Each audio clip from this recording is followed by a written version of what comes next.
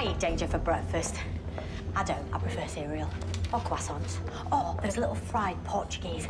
Never mind, it's not important. It's fine. No one says anything. I get at least there's a bit more of like a function of it here in that it's an otherwise tense scene, and then she gets carried away and starts talking about her favourite breakfast items.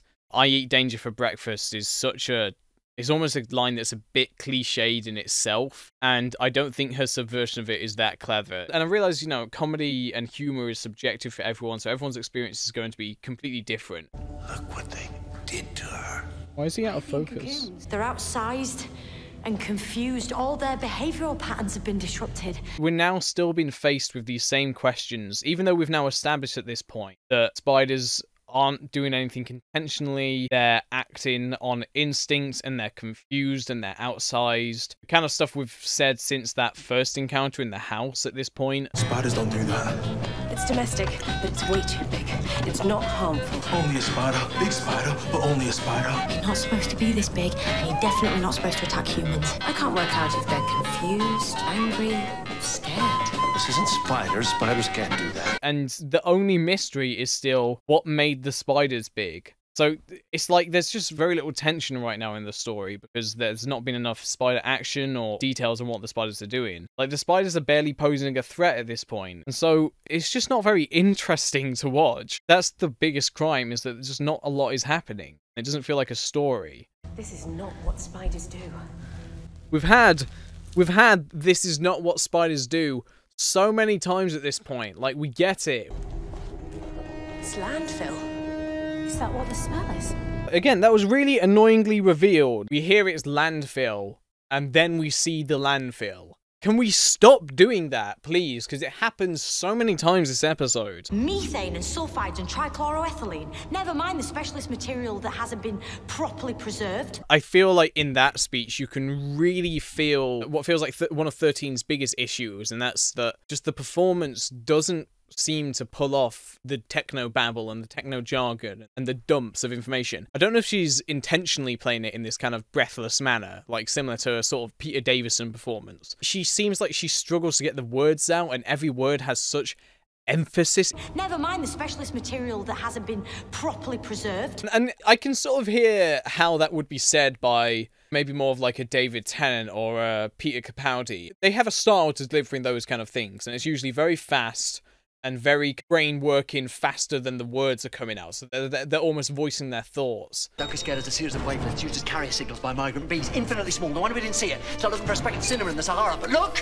There it is! The Tandoka Trail! Here's where I think, as well, variety and shots are really letting down this speech for Jodie. We've barely seen the landfill at this point. We had like the one wide shot of it, and then we've not seen anything from their POV or any other angles of it. And Jodie isn't really getting a chance to like move around the scene and interact or stare out or let a camera maneuver pull back to show us the full scale. So she's just having to deliver all these lines in that like mid and close-up shots. That's what she was telling you when I saw you. That woman, Frankie, she was telling you this site is unsafe.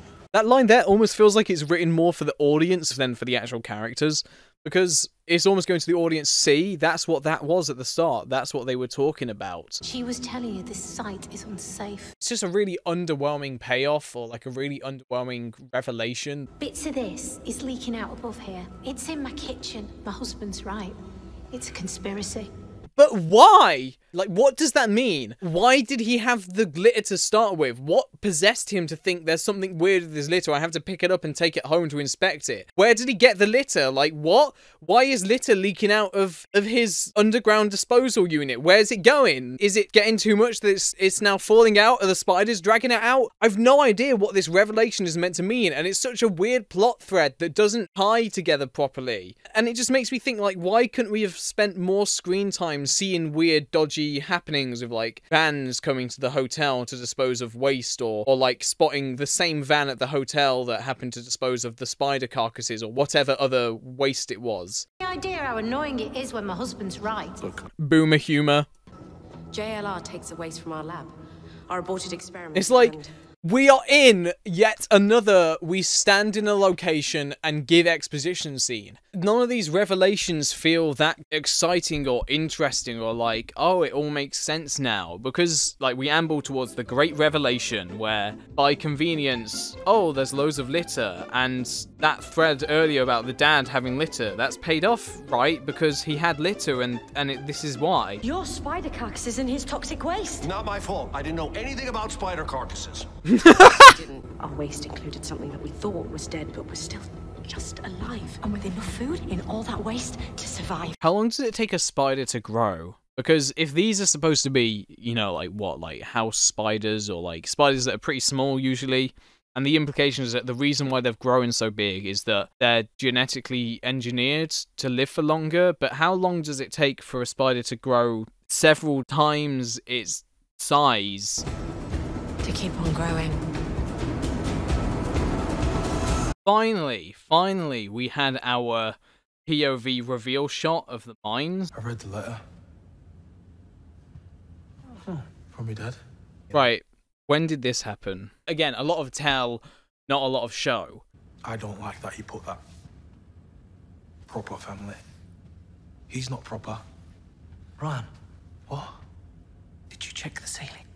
For a second, I was like, oh, this is actually getting quite interesting because you have Graham, who obviously more than ever wants to connect with Ryan as not only his technical grandson, but also as a kind of someone grandmother he was in love with and connected with. And now this is sort of the mutual person that they can bond over and they can share in, and they've had unique experiences together. And the fact that Ryan's saying that I don't like that my dad is now using the term proper family, it makes you think about Ryan's definition of proper family changing and learning to accept Graham. And yet, before we get into any of that, it just cuts off and Graham's like, did you check the ceiling?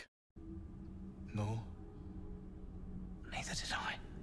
Again, a perfect example of characters going straight from character-based dialogue into plot-based dialogue with no respect for how to transition between those two elements. Oh. Must be the mother. And the rest of the babies. Some stayed here, some went out into the city, their pheromones disrupting the spider ecosystem. Oh, can we just give over with the whole every single revelation is handled through a dialogue exchange of just like theorizing? And did we establish that this was that they were showing family behavior or that the pheromones were involved or what? And like we didn't see any evidence of other spiders behaving abnormally. That was a thread that was entirely set up through some throwaway lines of dialogue that is now coming back as like a revelation. But it's not like there were reports or news. There wasn't any world building to make this feel like a spider epidemic. We saw a few spiders and it feels like an event a few isolated people know about. So, like, what is this? In the end, every living thing has the same instinct to come back home. Hang on. So that's why the big spider was in her flat, because she had pheromones on her. So that's meant to be one answer. And then, okay, and then I guess the graph was all the other spider activity as well. Were there no more reports of big spiders? And so wait, hang on.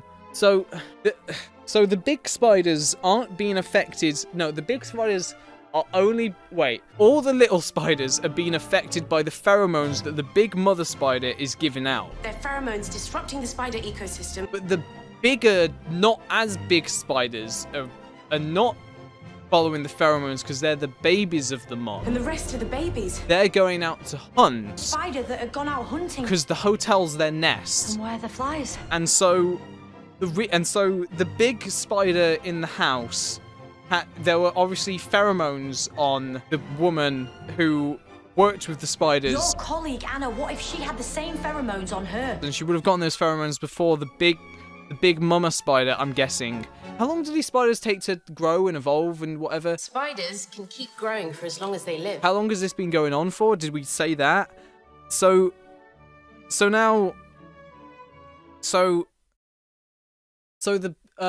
what about the spider in Graham's flat? Why was that one there? Did one of them have pheromones on them? Did it go hunting and got lost? Why?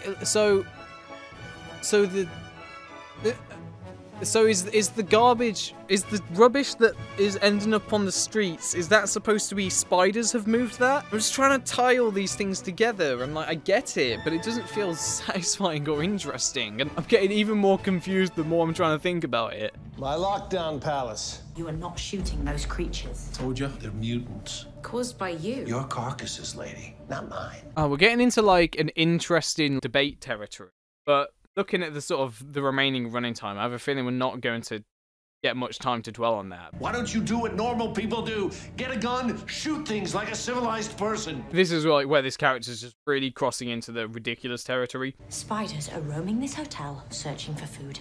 We're gonna lure them in here with the promise of food. And so it's come to what just felt like such an easy resolution. Because I don't think the episode necessarily starts the worst. Like, obviously there are issues at the start, but the idea, the initial like, oh, we've been finding these big spiders, but then it transitions into exposition dump in the scientist lab, followed by a complete jump in logic to identify the location of the hotel. After a big spider attack, we then get standing around in the corridor, standing around in the kitchen, standing around in the tunnels, standing around at the start of the landfill, and then interspersed between that was a brief bit where Ryan catches a spider and a brief bit where Ryan and Graham get chased by a big spider. So far, our characters haven't had to actively fend off or, like, hide from the spiders or prevent them from getting anywhere. They've just gone where they feel like. And so it's now got to the moment where we've ramped up to the climax. We've put everything together. Sure, it's all due to the toxic waste. So now let's just put them in this storeroom, which we mentioned on an offhand comment before. And there's just no tension and no excitement and no development. Raise, am I right? I don't know what you're saying. Yaz, you're so uncool right now. I don't know what that little interaction between Yaz and Ryan was supposed to be.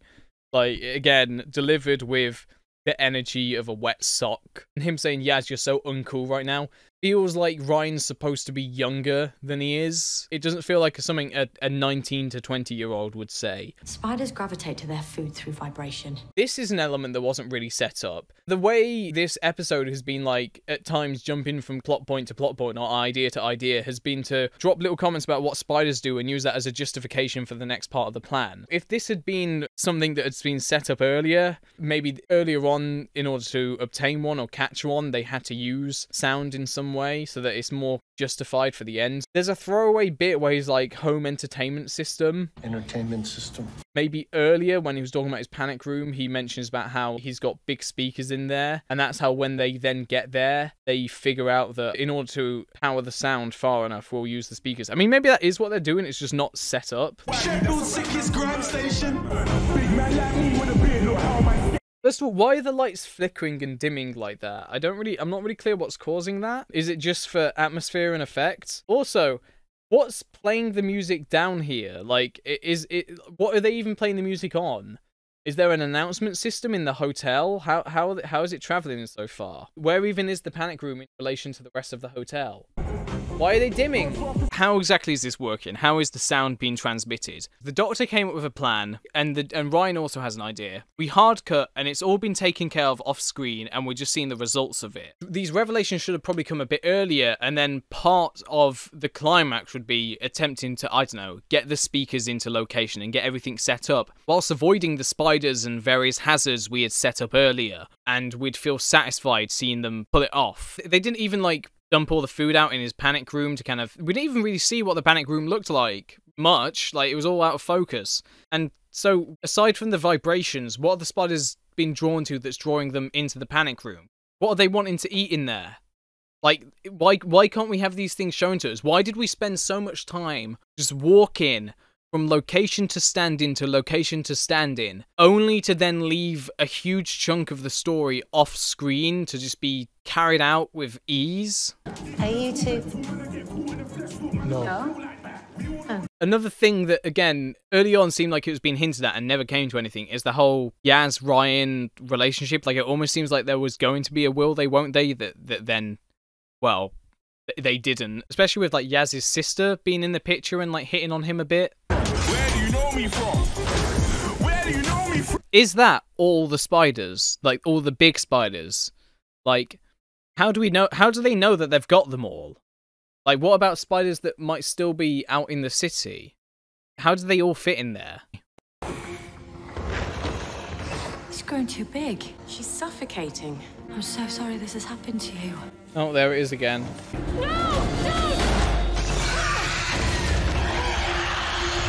Oh my god. This is what's going to get me into the White House. Again, this just feels very dated. I wonder if these scripts were written in like 2016, potentially even before, or just around the time that like Trump was running or got announced. But by the time these stories came out, it was late 2018, but even by that point, people were getting kind of sick of hearing about Trump. So let's talk about the whole gun scene. Obviously, this has been hotly discussed many times now. It is absolutely true that Jack Robinson wasn't acting out of the interest of the spider. He just wanted to shoot them. She was dying anyway. Well, then it's a mercy killing. I don't see any mercy in you. Ultimately, it's just the way the episode frames the overall moral debate of it. Is in there isn't a debate. Because the episode doesn't take time to engage and consider the debate of what you do in a situation like this, it basically adds another log to the "this doctor hates guns" fire. And as many people have pointed out, the doctor's own method of humanely disposing of the spiders isn't necessarily that humane either. She's basically sealing them in a locked, confined space where they'll presumably either eventually suffocate due to growing too big, like the other big spider, or they'll run out of space, use up all the oxygen, eat each other, run out of food, starve to death. You know, there are a lot of unfortunate things that could come from just locking the spiders in there, and it makes you kind of think it's not dignified, but maybe just a quick, merciful death would be preferable. And that's, that's a hard call to make, and it's obviously a moral dilemma and something that could be explored. But the episode doesn't really explore it. It just goes, no, the gun version is bad, therefore the right answer is to do what the Doctor does. It's decisions and sloppy, underthought writing like this that makes the 13th Doctor look so bad, because she turns into what feels like this hypocritical at times character. And it's contributing to this feeling of this Doctor seeming like a distilled idea of what the Doctor's supposed to be. The Doctor doesn't like guns, so we'll include obvious scenes in which the Doctor protests guns. I'm not trying to defend guns here, I'm just saying there's usually been a bit more of a nuance to the Doctor's feelings towards guns. Oh look, it's the TARDIS console. And then that's just it, and then it's just over. That's just the end. We end on the sad big spider dead moment, but that's just solved, I guess. So does that mean the spider that was trapped in that one flat is still there, or did that make its way through the chute too? Are there any more spiders in the city? There was apparently a lot of activity, but I guess not all of that was big spiders. So we're dropped into the middle of a conversation or something that would have happened between Ryan and Graham. It's a shame that we didn't get any more on that letter. We didn't pay off that letter, and I don't think it even comes back until like resolution.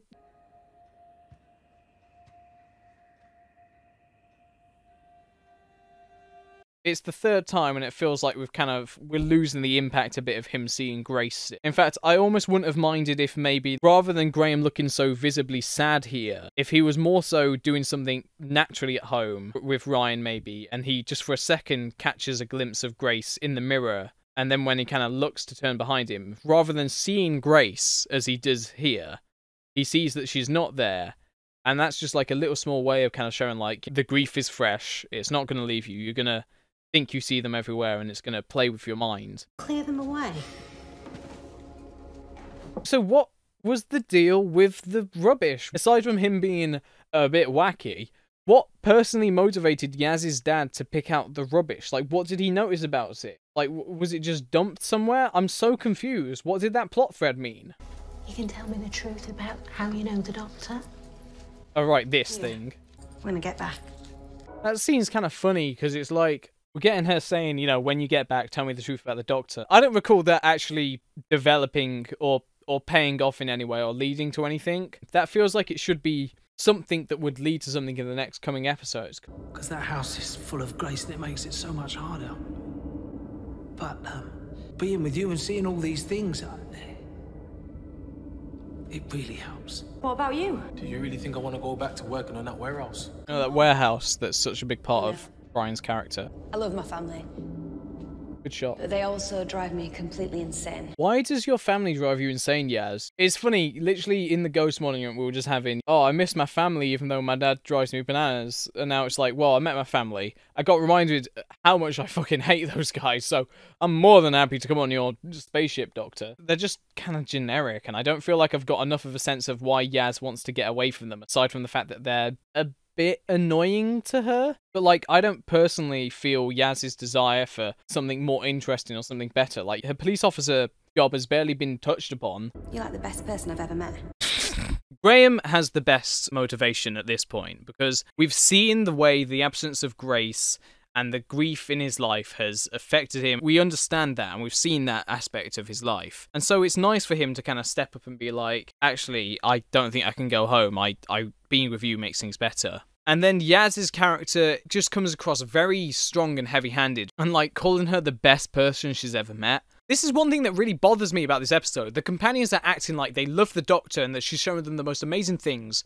But so far, all they've done is push a toothy man off a crane, lose a loved one, they went to a desert dead planet where they nearly died, they went back and got racially abused in 50s Alabama, and now they faced a horrible corrupt politician with giant spiders. I would get if the Doctor created opportunities for Yaz to then be her best and do her most, and for Yaz to fulfill herself and feel happier, and that's why she thinks she's the best person, or she's someone who seems to get Yaz. But so far, Yaz, I guess she piloted a crane in the first episode, which is alright.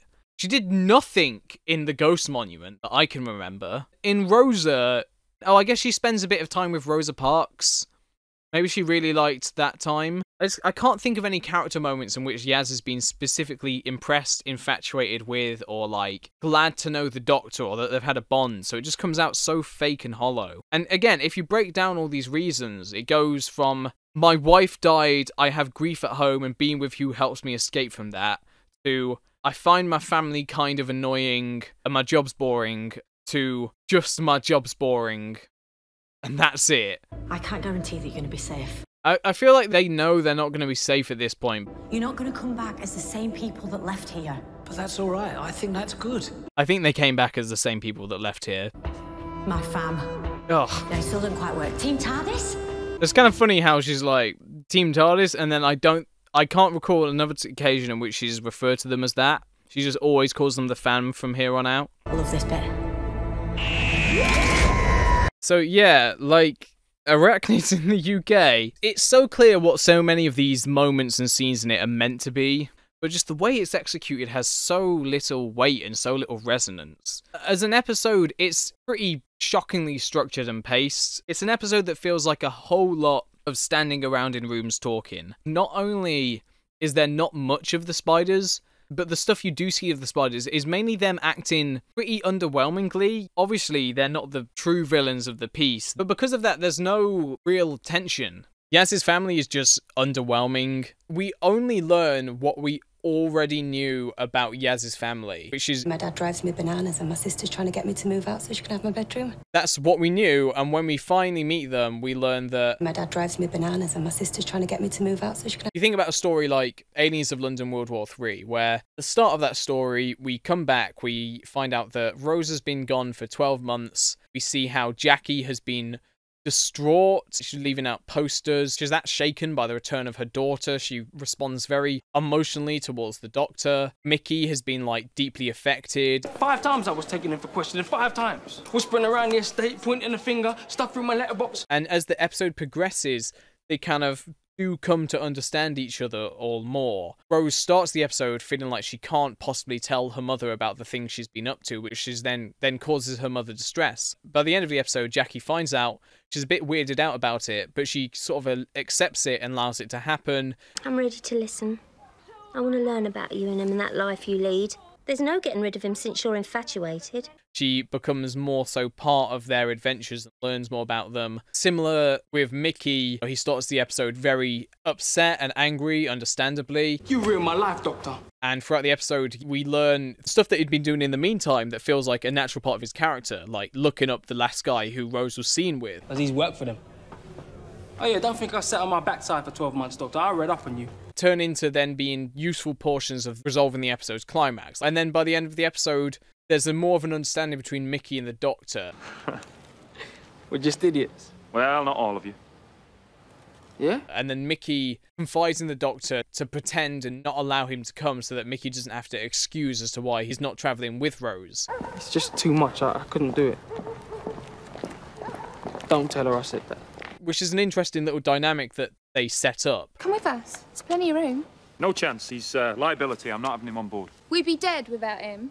My decision is final. And it kind of shows as well the way Rose's opinions are changing towards people like Mickey and the Doctor. Each character starts in a certain position, and by the end of it, they've had a little journey, they've changed their perspective, or they've evolved a little bit. Whereas with this story, it's almost the reverse. Yaz starts out meeting her family, who still irritates her even after not seeing them for a while, except for her mum, who she does miss. But then her mum, who she seems to have the most affection for, is very suspicious about the Doctor, which doesn't get resolved in the episode. It's just kind of dropped at some point. And then Brian's character stuff is all handled off-screen, with conversations that reference events and things that happen that don't get the proper time to develop or lead to anything. And Graham's stuff is the most compelling, but like there's at least a bit of a journey from heading home, finding the empty house, experiencing the grief, and realising by the end that going on adventures and escaping from that is appealing to him. So it's just, as a story, it's just a very boring story.